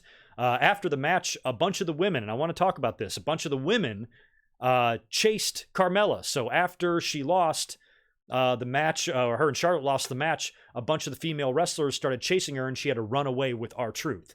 And what I saw a lot of complaining about on Twitter is, oh my God, they've regulated Asuka to chasing after the 24/7 title. And I wasn't watching SmackDown Live, so all I saw was this via tweets. So I'm like, okay, they're having Asuka just randomly be one of these jobbers like EC3 and Heath Slater and all these guys chasing around the 24/7 title. That's fucked up. They have every right to be pissed. Hell yeah, what are you doing, WWE? Rendering Asuka, a great wrestler like Asuka, to one of these jabroni roles. But that's not really what they did. All of the women ran out there. There was Sonya, there was Mandy Rose, a bunch of the women ran out there. I think they just wanted women chasing Carmella, since a woman is the current 24/7 champion. I don't think it had anything to do with demoting Asuka into being one of the people that chases around the 24/7 title. I think she's probably going to be around chasing it for as long as Carmella is champion, and probably that's it. And speaking of Asuka, the Kabukis picked up a victory over Fire and Desire. Mandy and Sonya. Mandy, of course, is completely preoccupied with her Australian Maxim magazine cover. She's passing it out to everybody. Sonya's annoyed with her. Dude, pay attention. We got a match tonight. And of course, they got in the ring with Asuka and Kairi Sane, both of which are perfectly capable of being world champions, and they lost, rightfully so. And it sounds like, based on the way the announcers were talking about the Kabukis, that they might be finally in line for a tag team title run, but I hope not. You know, I've said right from the start that they should be broken up. I don't want them together. I think it's dumb that they are together. I think you have two world champions in your and you have two separate women's rosters. Both of them, you know, I don't know if the combined women's roster is even strong and deep enough to support two world titles anyway. And the last thing I want to see is two women that should be contenders being regulated to being a tag team and losing most of their matches, and they're virtually invisible on TV. That sucks. So WWE, you need to do one of two things, you idiots. Number one, either give them the tag team titles, which seems like they might be on the verge of doing here, or split these ladies up in the draft, have them go their separate ways, and for fuck's sake, put Asuka back on the top of the card. Why the hell is she not beating everybody? I don't understand. So it seems like they go hard with her, and then they bring it back, and then she wins again, they bring it back, and now she's in this tag team. It's annoying. I love Asuka. Push this girl, please, you morons. We also very much like the Cedric Alexander and AJ Styles situation. I think that maybe Ali could be on the verge of a singles title win himself. He's been feuding with Shinsuke Nakamura. He had a match with him on SmackDown. All sorts of interference from Sami Zayn in this thing, allowing Nakamura to hit the Kinshasa and pin Ali. Now, I think this is going to lead finally to Ali getting his due. He's a great wrestler, and everybody absolutely loves Ali. I'm not sure what's going on with his presentation. He has very weird theme music. I don't know what his outfit is all about, and I don't even know what his character is supposed to be. but I don't care. I think he's great in the ring. He's a great guy, and he's just somebody that, based on his athletic ability and what he can do in there, deserves a fucking belt. And they've had a lot of start and stops with him already. A lot of people say that Kofi Kingston is walking around with that WWE title, arguably because of the injury that took place to Ali. And since they seem to push him and then stop, a lot of stop and start with him as well. Like some other talents on the roster, he's not the only one. But it seemed really pronounced with Ali. Now it seems like, based on all of this interference from Sami and him not being able to overcome the obstacle of Nakamura and Sami, eventually this will lead to him winning the IC title. I don't think this match is announced for the SmackDown show on Fox, so maybe we're going to do that at Hell in a Cell, or maybe we're just going to do that on a TV show. But I think in the end, Ali should be the guy to take the title off away from Nakamura. Let's have Nakamura and AJ, pass the belts to some younger talent. If you don't, you could always do Nakamura and AJ, US title versus IC title at the Survivor Series if the run goes on any longer. So really, when you look at it like that, based on Nakamura and AJ's current title or current feuds and programs that they're in, luckily we're in a situation where any of these four being champion, whether it's Ali and Nakamura or whether it's AJ or Cedric, I don't care which one of these guys holds titles. All four of them are champions in the book of GoodMicWork. We had the New Day beating the B team in a tag team match. We had Chad Gable beating poor Mike Kanellis. What a schmuck. We had a backstage interview with Kofi Kingston and Michael Cole. Kofi is vowing to shock the world. There is some talk that WWE could do the ultimate swerve and have Kofi win. Man, that would be crazy. I can't see it. I can't see it happening. I like Kofi. I wouldn't be disappointed it would happen, but like I said, I'm going to be there. I kind of want to see the WWE title change hands in person. I haven't seen that shit in 20 years. And finally, SmackDown closed with a Shane McMahon. Oh, I'm sorry, did I miss something earlier on? Oh, yeah, I just mentioned Becky Lynch. I'll talk about her in a minute. But the show closes with the Kevin Owens and Shane McMahon segment. Now, Shane had all of his lawyers with him. The previous week, Kevin Owens had served him the $25 million wrongful termination lawsuit. And Shane McMahon allows Kevin Owens to come in the ring, even instructs the truck to play his music. Owens gets in the ring and basically proposes in the end of this. Shane wants to drop the lawsuit, and Owens says, no fucking way. He's like, I want to hit you where it hurts the most, in your pride, in your wallet, and all of that. So he proposes one final match, which we knew this was going to lead to it. I thought they were going to do it at Hell in the Cell, but we've already had a Hell in the Cell match between these two, so it was kind of weird how they were going to set this up, and I thought that match was going to take place at Hell in the Cell, but it's not. Kevin Owens challenged Shane McMahon to the match on Friday. So on the SmackDown debut on Fox, it's going to be Kevin Owens versus Shane McMahon in a ladder match. Owens said, let's put all the paperwork and everything in a briefcase. Let's hang it and suspend it above the ring. If I win, you're fired. And if you win, I stay fired. So basically, it's a loser leaves town ladder match. This is what we've been expecting out of this angle the whole time. We thought all the way back at SummerSlam that might be the last time we would see Shane McMahon for a while, and then he reemerged to continue his feud with Kevin Owens. So that got all of us thinking that likely in the end here, the payoff is going to be Shane McMahon leaving for a while. And now the timing is perfect because you're about to relaunch, new sets, new music, new attitude, season premiere week, new Wednesday Night Wars on the horizon. It's a great time to be a wrestling fan. It's time to trim some of the fat. And I think we're all sick and fucking tired of Shane McMahon. I like Shane. I defend Shane, kind of like Baron Corbin. He's a really easy guy to hate, and he plays the role of a douchebag perfectly, absolutely perfectly. You know what? Why don't we turn that screen off so that stops doing that to me?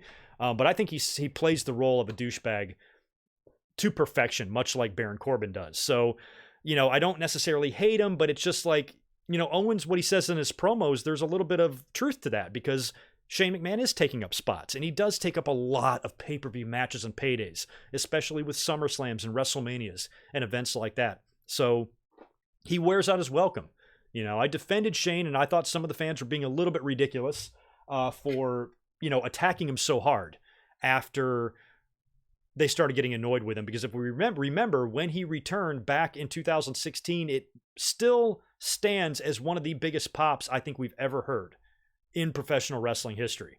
When he came back and it was supposed to be like that awards presentation to Stephanie and he showed back up and shocked everybody. Fans do like Shane.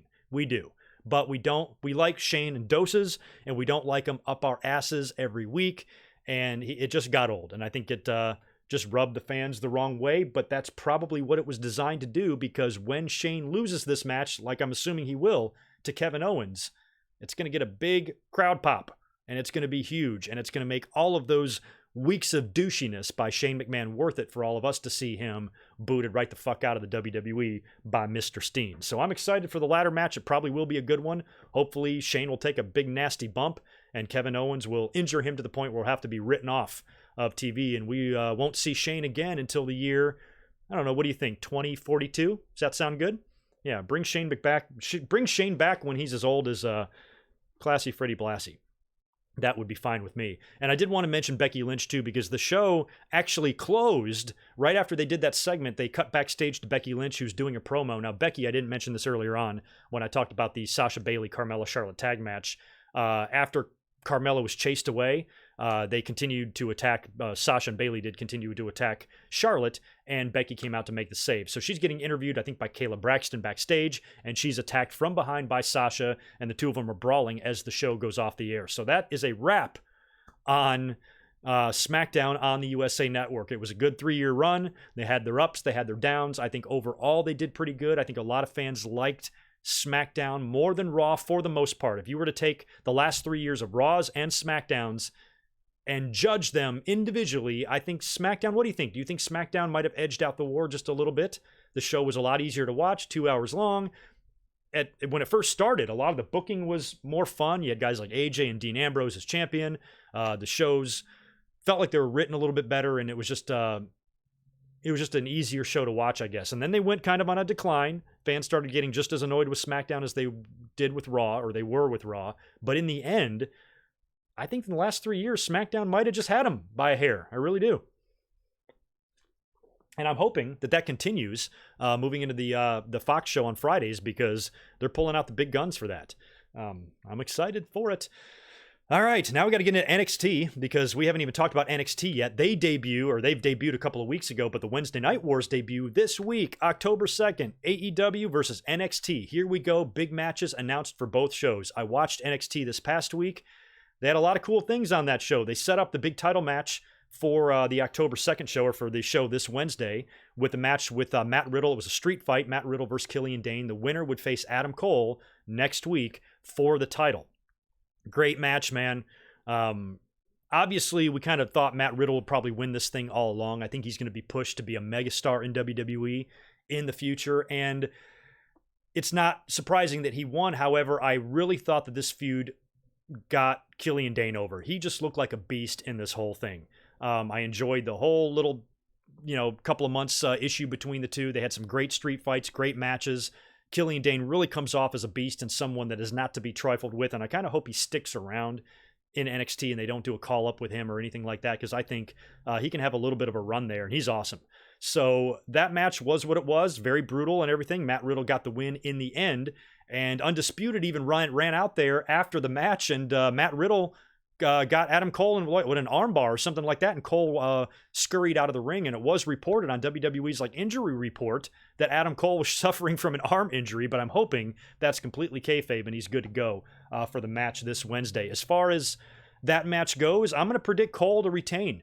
I don't know if you're going to do a title change with Matt Riddle. I mean, maybe you would, because it's head-to-head with AEW, and you want to set the bar high, but I think with all of that interference, with Undisputed being there, I think they can be a factor. I think Adam Cole might retain and set up a rematch with Matt Riddle down the road, because Matt Riddle just won a week ago, and now he's getting a title shot. There's no time to build this. There's no time to create an issue, so I think you can continue the issue if Undisputed, helps Adam Cole steal a win here, and then you build these two guys to maybe a takeover match. Just a guess. Or this can be a one-time shot for Matt Riddle, and you hold his eventual NXT title victory off for a little bit down the line in the future. Or I don't know if you bring him up to the main roster yet. I'd probably say no, but I just don't see, even though it's head-to-head with AEW, and I think WWE wants to bring out some heavy artillery and have some big things happen on that head-to-head show, I'm just not feeling a title change. But I could be wrong. We'll see. Also, interesting news coming out of last week. Breezango returns. We had Kushida taking on Imperium in a 6-man. Kushida had 2 mystery opponents with him. Those mystery opponents turned out to be Breezango. That's not who I thought it would be. I thought Kushida would go back in time and recruit the British Bulldogs or the Hart Foundation or something. But instead, he got Breezango instead. He didn't take his DeLorean that far back in time, just a couple of years, and resurrected Breezango. Good to see Fandango back. And they won. They kind of stole a victory there from Imperium. After the match, Walter came out and attacked Kushida, which was cool. We also had the return of Dakota Kai. Oh, so happy Dakota is back. She was out all year with an ACL injury, and she came back, and who did she defeat? I forgot who the fuck she defeated. I'm sorry, I don't have that written down. But she won her match. She was very emotional. She was actually tearing up as she was making her entrance. So good to see her back. Really happy that she's back on track, and hopefully she stays healthy and has a nice little run there. Happy for her. We had Keith Lee defeating Dominik Dijakovic in the first match there, which was another really good one. Kind of a show stealer of the night, I think. Really good. And Dominik is a star in the making, and Keith Lee is ridiculous. And we also had Rhea Ripley defeating Kaden Carter. Name change for her. Previously, Lacey Lane. The only thing I can think of there is maybe WWE doesn't want 2 Lacey's. But they got 2 Nickies, and they've had 2 other people before. So they've had people with the same name before. I don't know if Lacey Evans has anything to do with the Lacey Lane name change or not, but she is now Kaden Carter. Who cares, really? Rhea Ripley made pretty quick work of her, and I love Rhea Ripley. I am Team Rhea. Now, I've been pitching and really hoping for a Rhea Ripley NXT women's title run. I think she will be the person to defeat Shayna Baszler. Shayna's got to face Candice on Wednesday. I think Shayna survives, and I would push it to a takeover match between Rhea and Shayna. They had the match a couple weeks ago on NXT that I think ended in a DQ. It left it open. It left the issue open. And you knew that Shayna may have met her match in Rhea Ripley. And I just like her look. She reminds me, you know who she reminds me of? She reminds me of like a female Drew McIntyre. I just hope that she's booked better than Drew McIntyre. And all of this time during Shayna's, how long has Shayna had the belt now? A year or something, right? During this entire run, I've just been waiting for Shayna to run into that woman that I think can smack her in the mouth and knock her down. And so far, I haven't seen that woman. I've wanted Shayna to beat every single person she's faced. And now all of a sudden, I'm ready. I'm ready for Shayna to drop the belt. And I think Rhea Ripley is the perfect woman to do it against. I hope they don't do a title change. I mean, we have 2 title matches on NXT this Wednesday, Shayna and Candice and Riddle and Cole. I kind of hope they both retain, but I'm not sure if they are. WWE might do a title change somewhere. They might want to, since they're going head-to-head with Dynamite. But for the purposes of storyline and booking and where I want to see them go heading into the TakeOver shows, or the TakeOver show in November, I'm kind of hoping both retain. But it will be interesting. I could be wrong on my predictions there, but if it was up to me, I would save Rhea Ripley as the person to finally dethrone Shayna Baszler, and then maybe you move Shayna on to the main roster at some point. So now that all that is taken care of, I pretty much ran through Raw, SmackDown, and NXT. Let's preview next week's entire week of festivities, shall we? Let me take a sip of water and let me go up here and answer some super chats because I know a bunch of them came through. Where is my mouse? There we go. So far, I'm going to go way back up here. Okay, maybe I didn't miss that many, but that's good. Nice audience in here, about 200 people. Not bad for a Saturday afternoon. I think these podcasts are going to have a good audience going forward. Will you do me a favor and smash that thumbs up for me? I'd really appreciate it. I'll send you a cookie in the mail if you do. Super chat time. Austin Kinkle, thank you, brother, for the $5. I appreciate it. In the recent Funhouse, you can hear a woman laughing. Someone matched it to Liv Morgan's voice. We've heard about that. Her Twitter is now also all black. I would love Liv Morgan to get involved here. We just had a family dinner a couple of weeks ago, and she didn't mention anything to me about this, so I don't really know. I'm kidding. But yeah, I think a lot of people have been speculating on her. She did, when she kind of left TV, it seemed like she had a different kind of thing going. She was starting to get some momentum. People were starting to take notice of her. She'd be a perfect, crazy addition to a Funhouse version of Bray Wyatt. I don't know, if you did that with Liv Morgan, do you think would she be a puppet? And then she would be a live action character on TV, or would she be both? Would she be like, fun-loving, pigtail, pink hair Liv Morgan in the Funhouse segments, but then maybe wear a mask in the ring or something? I don't know. They could do that. Bray Wyatt might form a stable of like oddities. Remember the oddities? with Golga and Kurgan. Maybe Bray Wyatt eventually it turns into something like that. I hope not, because that can get watered down and fucked up pretty easily if they were to do something like that. But I'd be into Liv Morgan maybe being a Sister Abigail type of character or something like that. Totally. Spaz Phoenix, thanks, brother, for the $2. Go check out Spaz's YouTube channel and give him a subscription. 15 hours of wrestling this week. Yeah, that's a lot. Like I said, there's a lot to keep track of. It's going to be hard. And another $2 from Spaz. Thank you, dude. Fiend takes out Sasha to heal Rollins before Hell in the Cell. Fiend takes out Sasha? I'd be into that. It would look awesome, but I don't know. Do we want to confuse the WWE writing team any more than they already are? You know what I mean? Zane, thank you for the buck, dude. I appreciate that. No comment there, but I appreciate your support. You're awesome. Okay, that clears up the super chats. I just wanted to make sure I didn't miss any there. Let's preview Wrestling Premiere Week. Like Spaz said, 15 hours. Jesus, man, of wrestling this week. Let's start with Monday Night Raw. Monday Night Raw, we've got Seth Rollins versus Rey Mysterio for the Universal title. We've got Cedric Alexander versus AJ Styles for the US title. We've got Alexa Bliss versus Sasha Banks and Flair and Hogan on Miz TV. That is what is announced so far.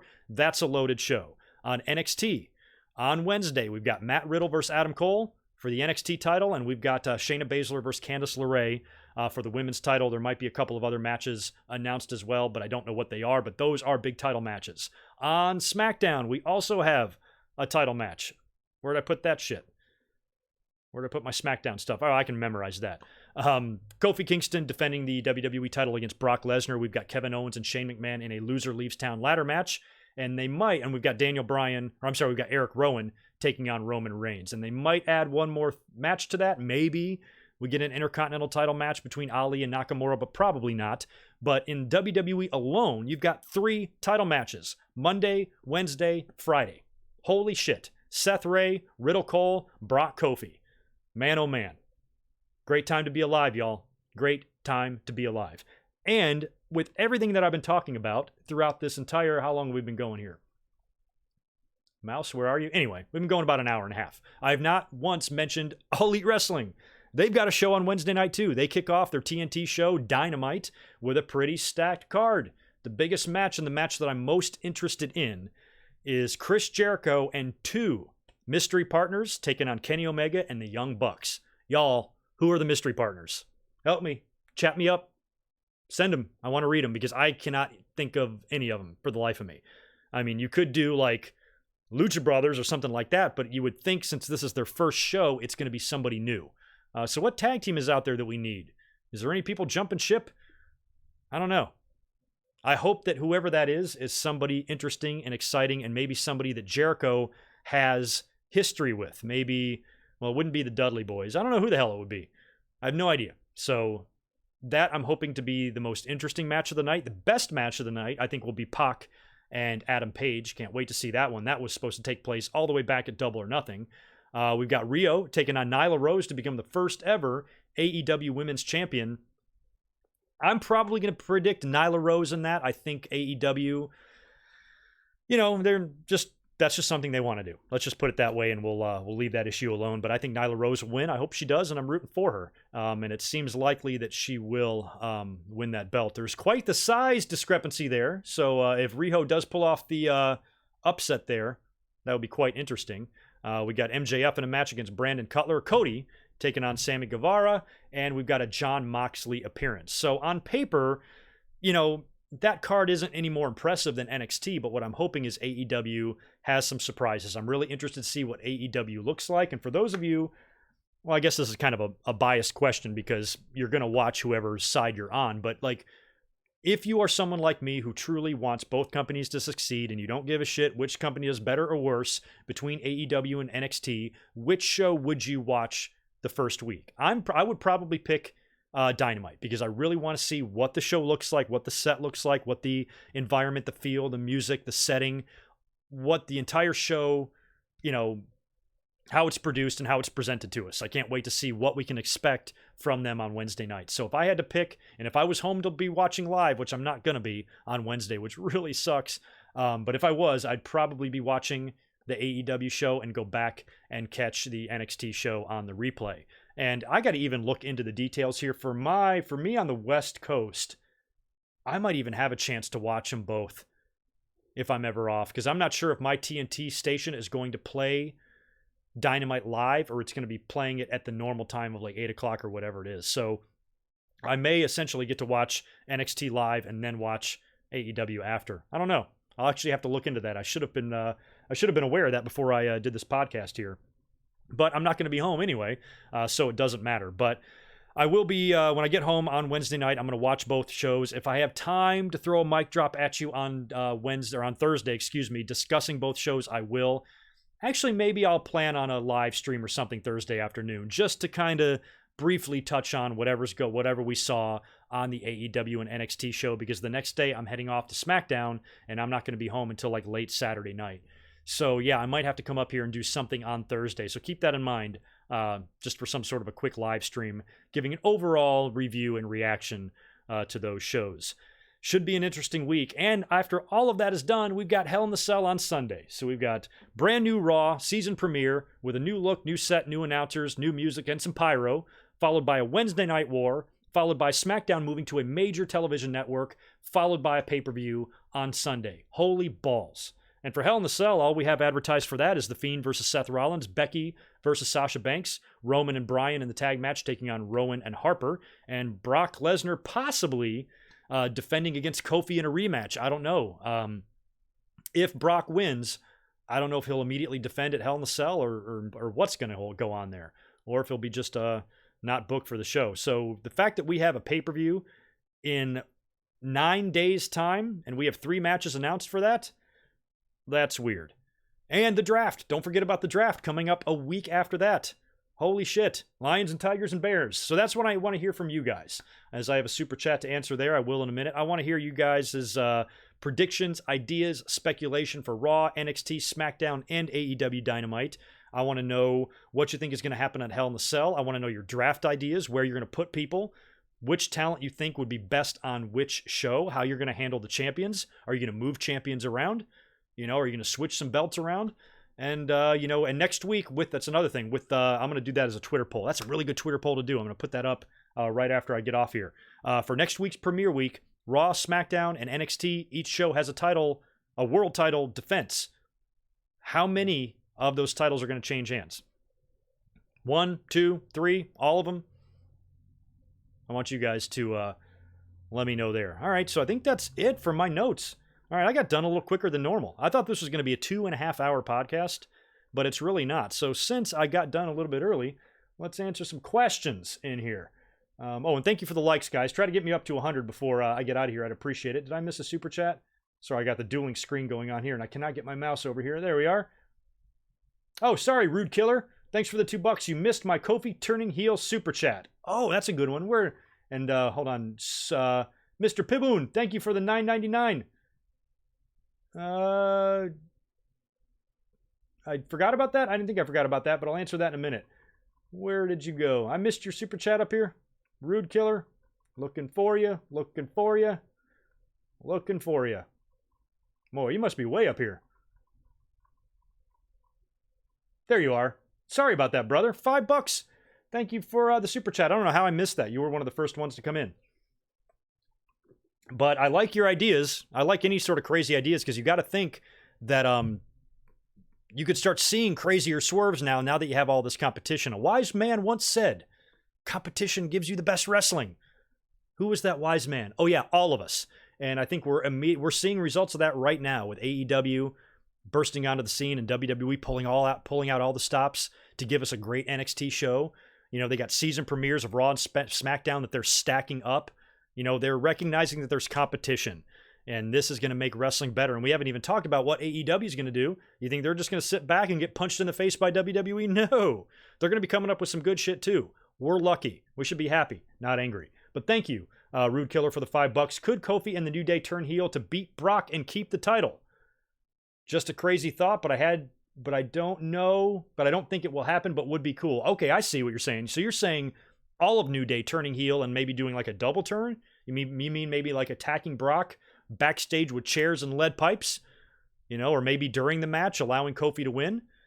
And then they kind of celebrate over Brock's broken body? And then maybe Brock comes back in a couple of weeks and annihilates everybody and wins the title? I don't know. It's possible. A lot of people have been talking about a Big E heel turn too. But the only problem I see with a Big E heel turn is a couple things. Number one, I don't think Brock Lesnar needs help to defeat Kofi Kingston.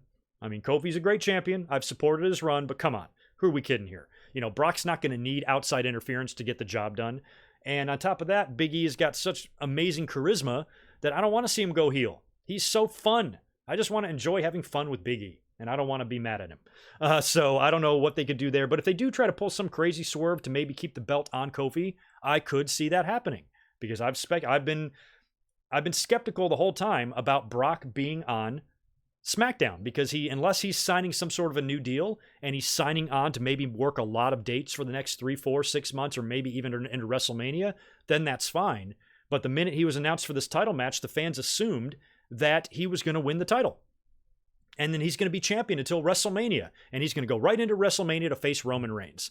I'm like, okay, I know that's the cynic's favorite thing to think, and the fans are automatically going to think that. But if you think it through, that makes no damn sense at all. Why would Fox, who apparently is calling all the shots, why would Fox want a champion who's never there on their show for 7 months? Are they aware of his schedule? Are they aware of how little TV his schedule includes? So the only way I think Brock is champion on SmackDown until WrestleMania is if he signs a deal to work a lot more dates and be a more permanent fixture on that show. Otherwise, you're now on a national network. You're now on a major network with no champion, which makes no sense. So they could even move Brock. Like I said, they could make him champion, move the WWE title to Raw, move the Universal to SmackDown. That's possible because another factor in the draft and where all of these wrestlers land are Becky and Seth Rollins. You got to think they're going to want to keep those guys on the same show, right? Just as a favor to them. So if they maybe want Becky on SmackDown to set her up for a potential Ronda Rousey face-off in the future, they might want that to happen on SmackDown. So if you move Becky to SmackDown, you might want to move Seth to SmackDown. So maybe... But I don't know. Does that mean Bray Wyatt wins the title and then they move Bray to SmackDown? That wouldn't make sense either. So moving the titles doesn't make sense right now based on the fact that I think, or I'm at least hoping, that The Fiend wins the Universal title at Hell in a Cell. So I don't know if switching those champions really makes sense, but it could happen. And I'm just not sold on the idea that Brock's going to beat Kofi and then work one SmackDown every 5 weeks between now and WrestleMania. There is absolutely no way Fox is going to go for that. So something's got to give, in that match with Kofi. I don't know what the hell's going to happen there. Let me see. Super Chai Piboon, am I even saying that right? Thank you for the $9.99. Thank you for covering my WWE Network expenses this month. You are awesome. I forgot about Becky Lynch tag teams with Charlotte Flair and against Sasha Banks and Bayley on SmackDown. Oh, okay. So you're saying that match is announced. I must have forgotten about that. I wasn't aware. Is that what's going on SmackDown? We're getting Charlotte and Becky against Sasha and Bayley on SmackDown. Okay, that match makes sense going into Hell in the Cell. So yeah, I guess I did forget about that. But I didn't really forget. I never knew. So it doesn't count as forgetting. Josiah Blevins, thank you, brother, for the $5. No comment there, but I really appreciate your support and always good to see you in here. And thank you to everybody for joining us this afternoon.